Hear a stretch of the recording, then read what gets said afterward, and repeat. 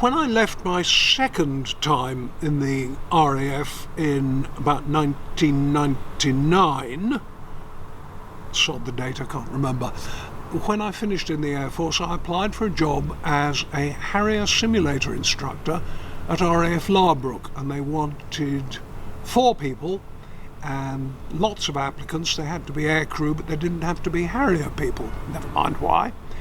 And they interviewed about 10 people, and I was lucky enough to get one of the 4 slots.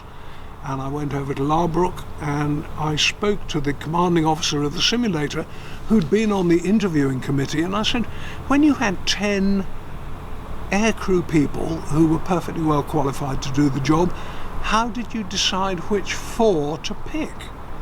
And he said, well, it's funny you should ask, we had to find some criteria.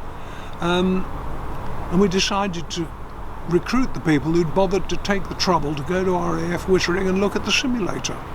And I was, in fact, at that time working over in RAF Woodvale near Southport, and I took the time and trouble to take a day to go to Wittering, show an interest, and that got me a job. I then did 6 years at Larbrook as an instructor. Well, we were called operators, but we did instructing. I did that for 6 years, and when Larbrook closed, I came back and did 5 years at Wittering. So I had another 11 years aviation-related experience after leaving the Air Force at age 55. And it was nice, enjoyed it.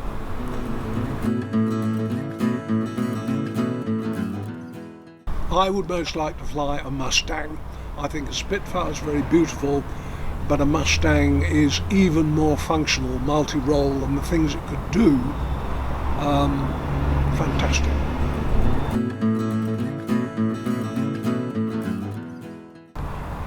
I think I'd go back to the Phantom, actually. The Gnat was fun, but it was a bit of a one-trick pony, really. A training aircraft, and the Red Arrows using it to great effect. But the Phantom, multi-role, and somebody to talk to.